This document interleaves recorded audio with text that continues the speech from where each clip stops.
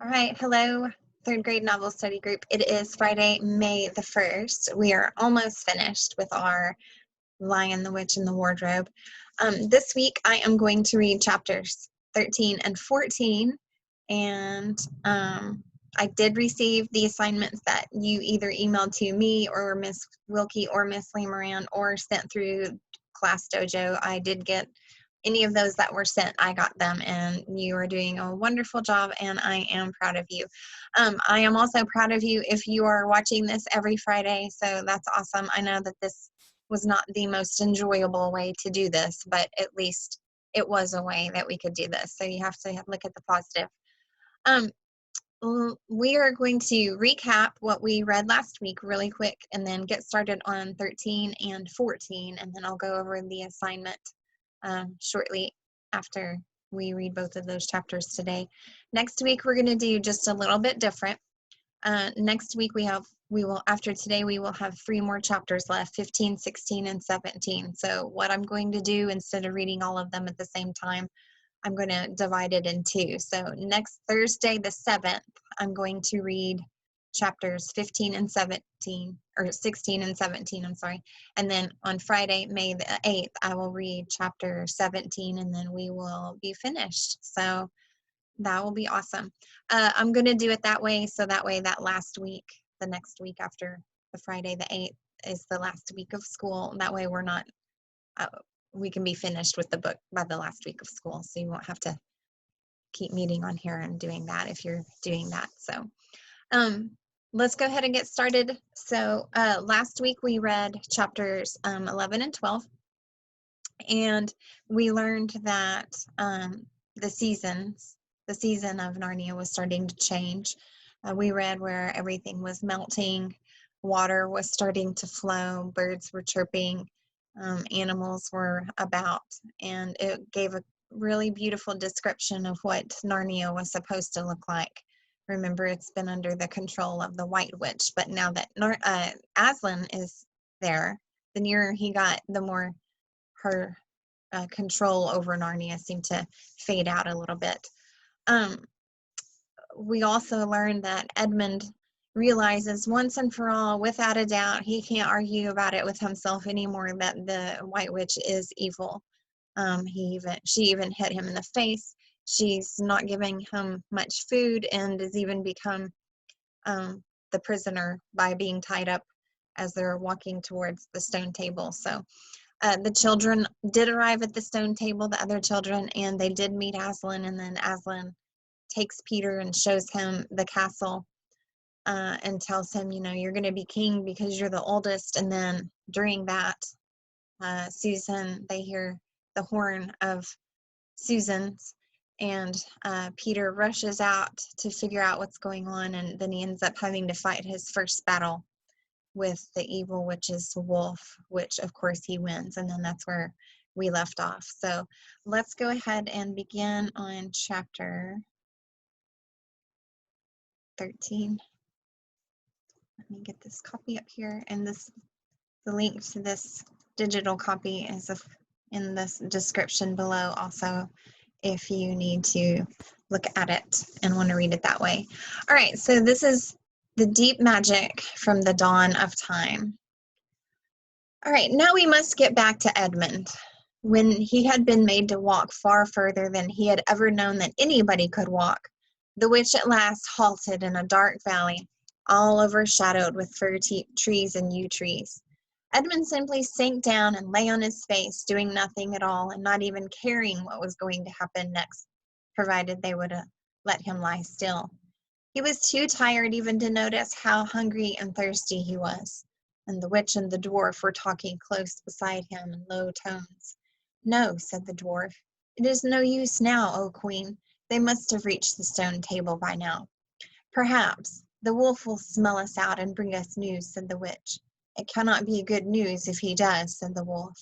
"4 thrones and Cair Paravel," said the witch. "How? If only 3 were filled, that would not fulfill the prophecy." "What difference would that make now that he is here?" said the dwarf, and he did not dare, even now, to mention the name of Aslan to his mistress. "He may not stay long, and then we would fall upon the 3 at Cair." Yet it might be better, said the dwarf, to keep this one. Here he kicked Edmund for bargaining with. Yes, and have him rescued, said the witch scornfully. Then, said the dwarf, we had better do what we have to do at once. I would like to have done it on the stone table itself, said the witch. That is the proper place. That is where it has always been done before. It will be a long time now before the stone table can again be put to its proper use, said the dwarf. True, said the witch, and then, well, I will begin. At that moment, with a rush and a snarl, a wolf rushed up to them. I have seen them. They are all at the stone table with him. They have killed my captain, Mogram. I was hidden in the thickets and saw it all. One of the sons of Adam killed him. Fly, fly! No, said the witch. There need be no flying. Go quickly, summon all our people to meet here as speedily as they can. Call out the giants and the werewolves and the spirits of those trees who are on our side. Call the ghouls and the bogles and the ogres and the minotaurs. Call the cruels, the hags, the specters, and the people of the toadstools. We will fight. What? Have I not still my wand? Will not their ranks turn into stone even as they come on? Be off quickly. I have a little thing to finish here while you are away. The great brute bowed its head and turned and galloped away.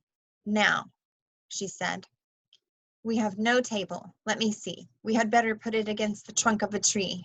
Edmund found himself being roughly forced to his feet, and then the dwarf set him with his back against a tree and bound him fast. He saw the witch take off her outer mantle. Her arms were bare, and underneath it was terribly white.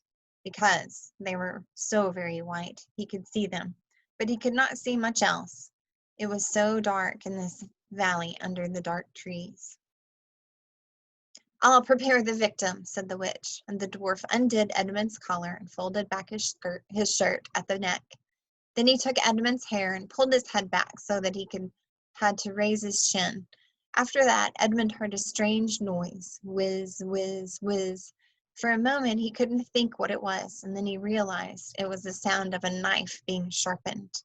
At that very moment, he heard loud, sharp shouts from every direction, a drumming of hooves and beating of wings, a scream from the witch, confusion all around, and then he found he was being untied.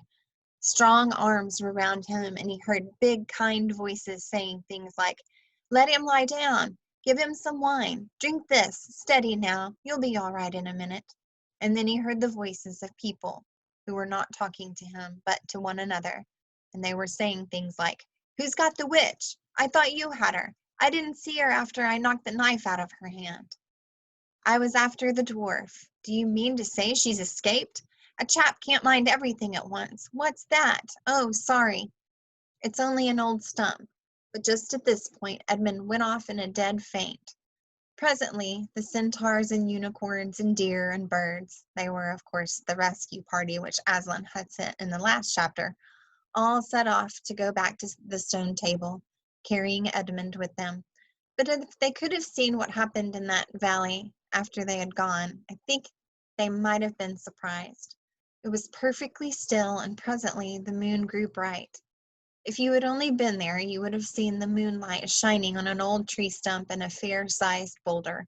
But if you had gone on looking, you would gradually have begun to think there was something odd about both the stump and the boulder, and next you would have thought that the stump did look really remarkably like a fat man crouching on the ground. And if you had watched long enough, you would have seen the stump walk across to the boulder, and the boulder sit up and begin talking to the stump. For in reality, the stump and the boulder were simply the witch and the dwarf, for it was part of her magic that she could make things look like what they aren't, and she had the presence of mind to do so at the very moment when the knife was knocked out of her hand. She kept hold of her wand, so it had been kept safe too. When the other children woke up next morning, they had been sleeping on piles of cushions in the pavilion. The first thing they heard was from Mrs. Beaver was that their brother had been rescued and brought into camp late last night, and was at that moment with Aslan. And as soon as they had breakfast, they all went out, and there they saw Aslan and Edmund walking together in the dewy grass, apart from the rest of the court. There's no need to tell you, and no one ever heard what Aslan was saying, but it was a conversation which Edmund never forgot. As the others drew nearer, Aslan turned to meet them, bringing Edmund with him. "Here is your brother," he said, "and there is no need to talk to him about what is past." Edmund shook hands with them, with each of the others, and said to each of them in turn, "I'm sorry," and everyone said, "That's all right." And then everyone wanted very hard to say something which would make it quite clear they were all friends with him again. Something ordinary and natural, and of course no one could think of anything in the world to say. But before they had time to feel really awkward, one of the leopards approached Aslan and said, "Sire, there is a messenger from the enemy who craves audience." "Let him approach," said Aslan. The leopard went away and soon returned leading the witch's dwarf. "What is your message, son of earth?" said Aslan. "The Queen of Narnia and Empress of the Lone Islands desires a safe conduct to come and speak with you," said the dwarf, "on a matter which is as much to your advantage as to hers." "Queen of Narnia, indeed," said Mr. Beaver. "Of all the cheek—" "Peace, Beaver," said Aslan. "All names will soon be restored to their proper owners. In the meantime, we will not dispute about them. Tell your mistress, son of earth, that I grant her safe conduct on condition that she leaves her wand behind her at the great oak." This was agreed to, and 2 leopards went back with the dwarf to see that the conditions were properly carried out. "But supposing she turns the 2 leopards into stone?"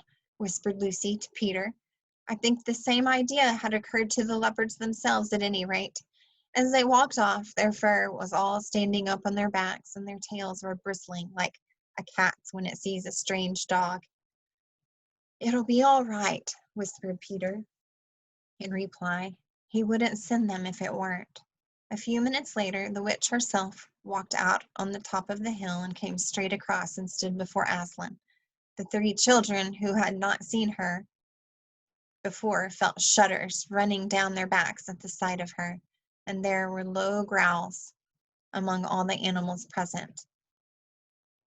Though it was bright sunshine, everyone felt suddenly cold. The only 2 people present who seemed to be quite at ease were Aslan and the witch herself. It was the oddest thing to see those 2 faces, the golden face and the dead white face, so close together.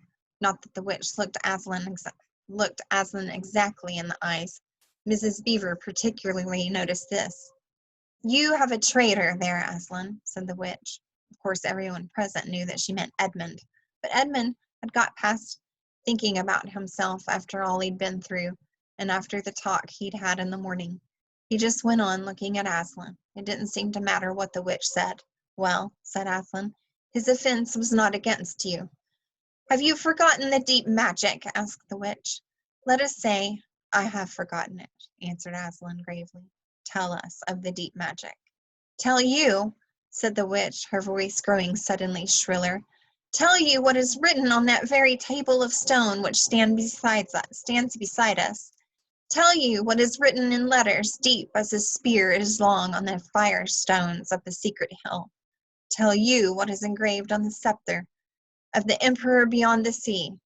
You at least know the magic which the emperor put into Narnia at the very beginning. You know that every traitor belongs to me as my lawful prey, and that for every treachery I have a right to a kill." "Oh," said Mr. Beaver, "so that's how you came to imagine yourself a queen, because you were the emperor's hangman, I see." "Peace, Beaver," said Aslan, with a very low growl. "And so," continued the witch, "that human creature is mine. His life is forfeit to me. His blood is my property." "Come and take it then," said the bull with the man's head in a great bellowing voice.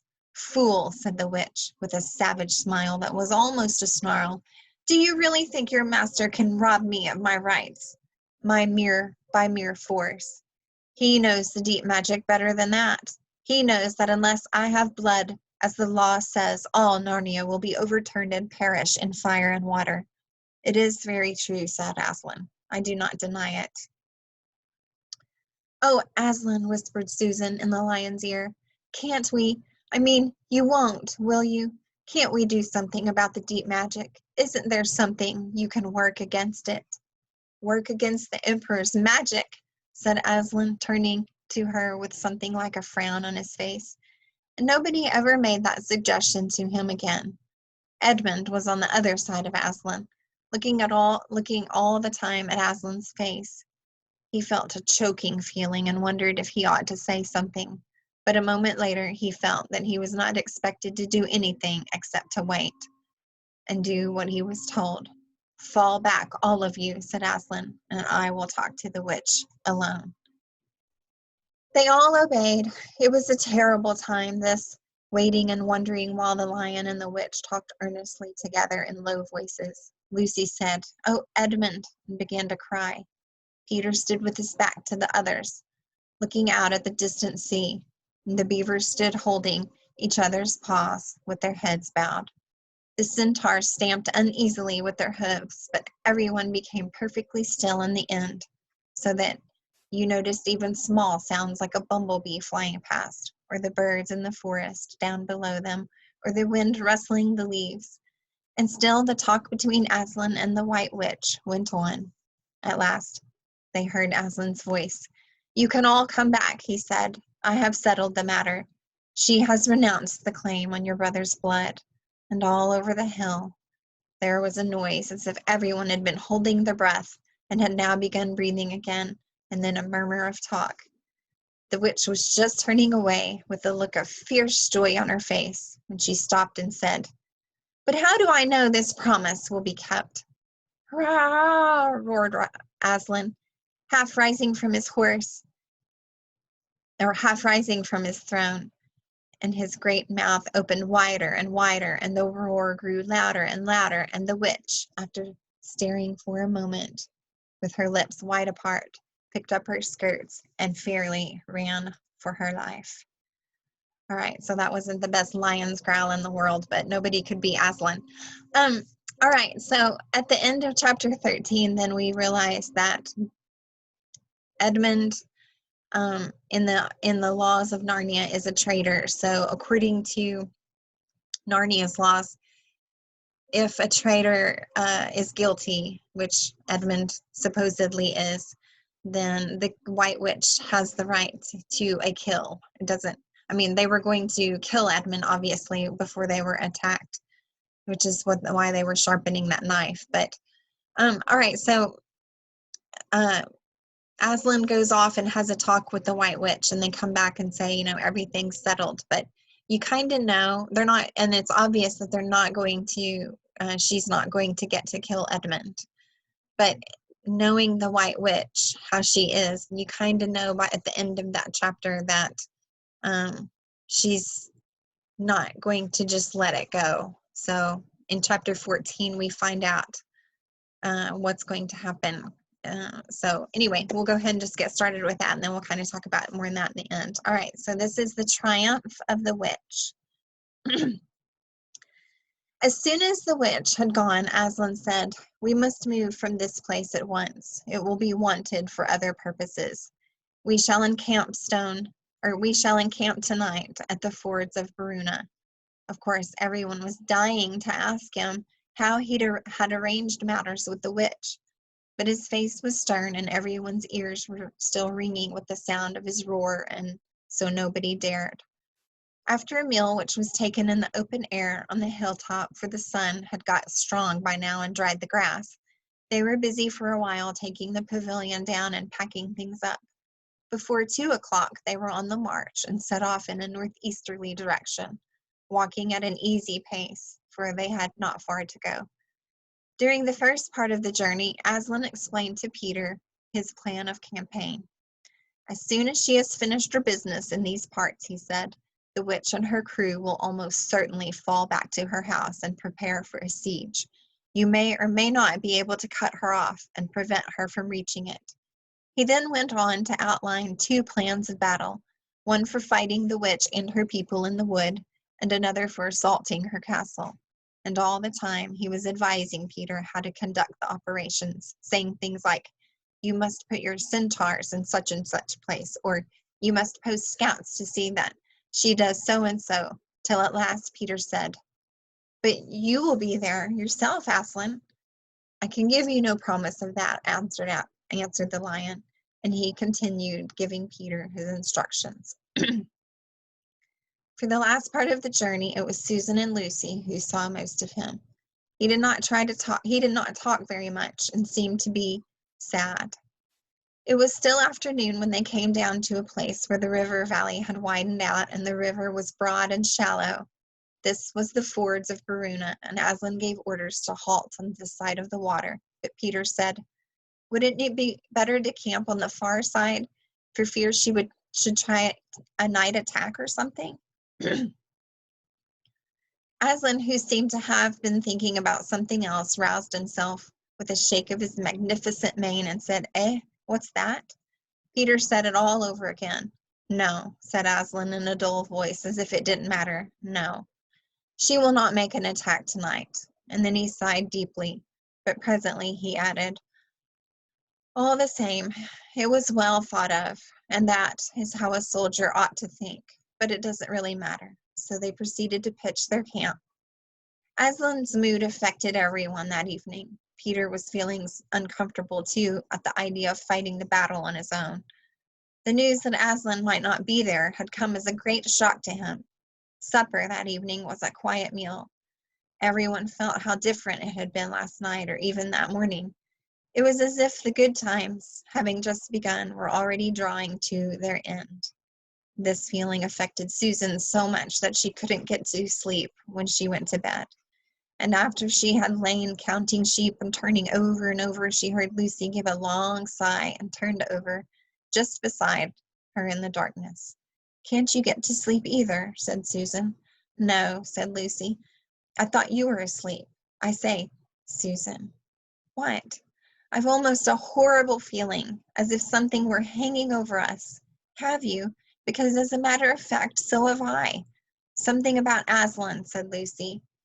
"Either some dreadful thing is going to happen to him or something dreadful that he's going to do." "There's been something wrong with him all afternoon," said Lucy. "Lucy, what was that he said about not being with us at the battle?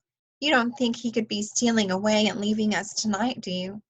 "Where is he now?" said Lucy. Is he here in the pavilion?" "I don't think so." "Susan, let's go outside and have a look round. We might see him." "All right, let's," said Susan. We might just as well be doing that as lying awake here." So very quietly the two girls groped their way among the other sleepers and crept out of the tent. The moonlight was bright and everything was quite still except for the noise of the river and chattering over the stones. Then Susan suddenly caught Lucy's arm and said, "Look, on the far side of the camping ground, just where the trees began." They saw the lion slowly walking away from them into the wood. Without a word, they both followed him. He led them up the steep slope and out of the river valley and then slightly to the right, apparently by the very same route which they had used that afternoon in coming from the hill of the stone table. On and on he led them, into dark shadows, and out into pale moonlight, getting their feet wet with the heavy dew. He looked somehow different from the Aslan they knew. His tail and his head hung low, and he walked slowly as if he were very, very tired. And then when they were crossing a wide open place, where there were no shadows for him to hide in, he stopped and looked around. It was no good trying to run away, so they came toward him. When they were closer, he said, "Oh, children, children, why are you following me?" "We couldn't sleep," said Lucy, and then felt sure that she need say no more, and that Aslan knew all that they had been thinking. "Please, may we come with you wherever you're going?" asked Susan. "Well," said Aslan, and seemed to be thinking. Then he said, "I should be glad of company tonight. Yes, you may come, and if you will promise to stop when I tell you, and after that, leave me to go on alone." "Oh, thank you, and we will," said the two girls. Forward they went again, and one of the girls walked on each side of the lion. But how slowly he walked, and his great royal head drooped so that his nose nearly touched the grass. Presently he stumbled and gave a low moan. Aslan, dear Aslan, said Lucy, what is wrong? Can't you tell us? Are you ill, dear Aslan? Asked Susan. No, said Aslan. I am sad and lonely. Lay your hands on my mane so that I can feel you are there, and let us walk like that. And so the girls did what they would never have dared to do without his permission, but what they had longed to do ever since they saw him. Buried their cold hands in the beautiful sea of fur and stroked it, and so doing, walked with him, and presently they saw that they were going with him up the slope of the hill on which the stone table stood. And they went up at the side where the trees came furthest up, and when they got to the last tree, it was one that had some bushes around it. Aslan stopped and said, "Oh, children, children, here you must stop, and whatever happens, do not let yourselves be seen. Farewell." And both the girls cried bitterly, though they hardly knew why, and clung to the lion and kissed his mane and his nose and his paws and his great sad eyes. And then he turned from them and walked out on top of the hill. And Lucy and Susan, crouching in the bushes, looked after him. And this is what they saw. A great crowd of people were standing all around the stone table, and though the moon was shining, many of them carried torches, which burned with evil-looking red flames and black smoke. But such people, ogres with monstrous teeth, and wolves, and bull-headed men, spirits of evil trees, and poisonous plants, and other creatures whom I won't describe, because if I did, the grown-ups would probably not let you read this book. Cruels and hags and incubuses, wraiths, horrors, efrites, sprites, orkies, or orkneys, woozes, and edens. In fact, there were all those who were on the witch's side, and whom the wolf had summoned at her command. And right in the middle, standing by the table, was the witch herself. A howl and a gibber of dismay went up from the creatures, and when they first saw the great lion pacing toward them, and for a moment even the witch herself seemed to be struck with fear. Then she recovered herself and gave a wild, fierce laugh. "The fool!" she cried. "The fool has come! Bind him fast!" Lucy and Susan held their breaths, waiting for Aslan's roar and his spring upon his enemies, but it never came. 4 hags, grinning and leering, yet also at first hanging back and half afraid of what they had to do, had approached him. "Bind him, I say," repeated the White Witch. And the hags made a dart at him and shrieked with triumph when they found that he made no resistance at all. Then others, evil dwarfs and apes, rushed in to help them, and between them they rolled the huge lion on his back and tied all his 4 paws together, shouting and cheering as if they had done something brave. Though, had the lion chosen, one of those paws could have been the death of them all. But he made no noise, even when the enemies, straining and tugging, pulled the cords so tight that they cut into his flesh. Then they began to drag him toward the stone table. "Stop," said the witch. "Let him first be shaved." Another roar of mean laughter went up from her followers, as an ogre with a pair of shears came forward and squatted down by Aslan's head. Snip, snip, snip went the shears, and masses of curling gold began to fall on the ground. And then the ogre stood back, and the children, watching from their hiding place, could see the face of Aslan looking all small and different without its mane. The enemies also saw the difference. "Why, he's only a great cat after all," cried one. "Is that what we were afraid of?" said another.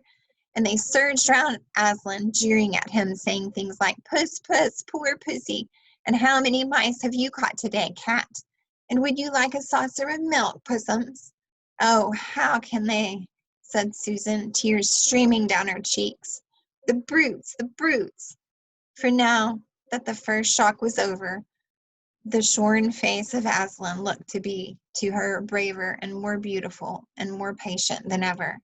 "Muzzle him," said the witch, and even now, as they worked about his face, putting on the muzzle, one bite from his jaws would have cost 2 or 3 of them their hands, but he never moved, and this seemed to enrage all the rabble. Everyone was at him now. Those who had been afraid to come near him, even after he was bound, began to find courage, and for a few minutes the two girls could not even see him. So thickly was he surrounded by the whole crowd of creatures, kicking him, hitting him, spitting on him, jeering at him. At last the rabble had had enough of this. They began to drag the bound and muzzled lion to the stone table, some pulling and some pushing.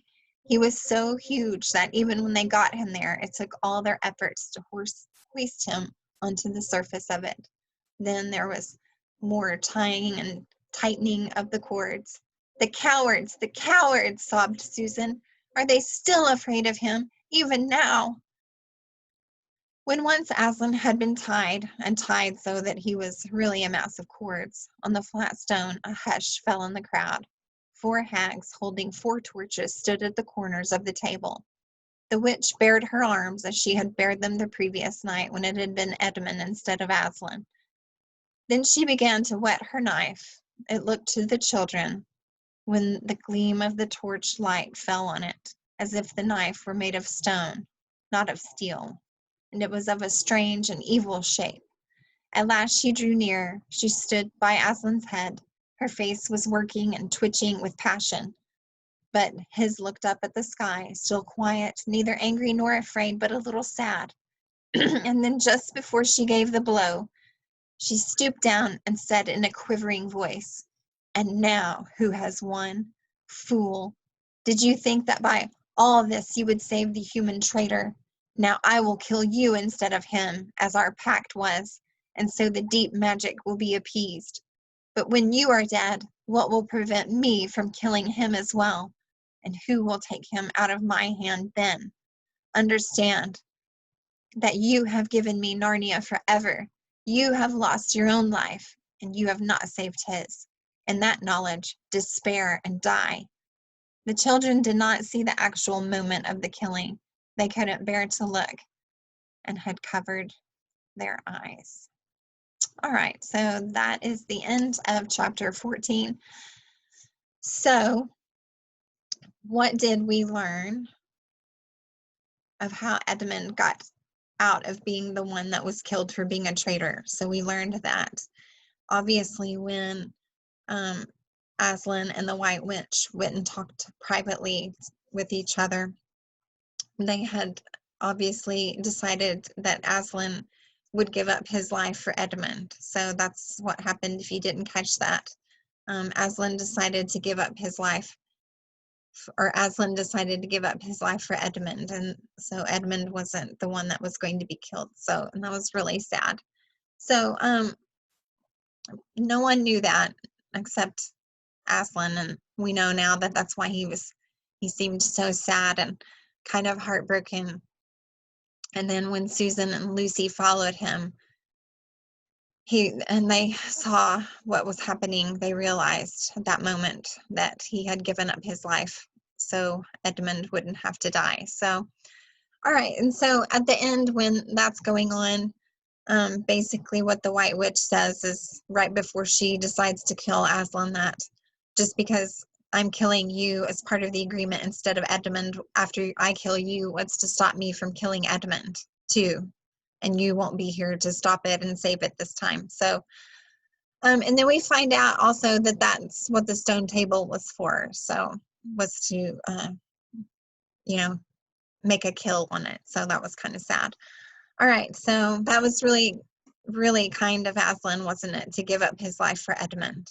So, all right, let's go over the assignment. Just a few questions. All right, so if you go to the description, there will be a link to this assignment. And so number 1 is going to be, what did the White Witch transform herself and the dwarf into after the knife was knocked out of her hand? So this was after the crew that Aslan had come to save Edmund. Remember, her and the dwarf were about to kill Edmund on the tree, and then the crew that Aslan sent were able to stop that. And then right after that, it talked about the White Witch and the dwarf and what they were. So you may have to go back and look at that. That was chapter 13. All right, number 2. What did Aslan tell the 2 leopards to tell the White Witch she must leave behind in order to meet with him? Because whatever this was is pretty much where all of her power comes from. So he wanted her to leave this behind before he would let her come and talk to him. All right, number 3, this is, I've written the chapters at the end this time where you can find these. By Narnia's laws, traitor like Edmund were allowed to be killed by the White Witch. What did Aslan do to keep Edmund from being killed by her? And then number 4 is just kind of like a thought question for you. How did you feel after reading chapter 14? So like when chapter 14 was over and you realized what happened, how did you feel? And then explain why you felt that way. So, all right. And then this is just a note to remind you that next Thursday, the 7th, that I will read chapter 15 and 16, and then I'll read the last chapter 17 on Friday. So doing it in 2 separate sessions, so I don't have to read them all 3 at the same time. I don't think my voice would probably carry on that long. If you can notice, I get pretty hoarse by the beginning of the 2nd chapter. So, all right. So that concludes today's meet. So I hope that you guys have a really good weekend, and just keep emailing me or your Miss Wilkie or Miss Lee Moran or Dojo those assignments. And all right, you guys have a great week. We don't have much longer, so I'll see you next Thursday. So bye.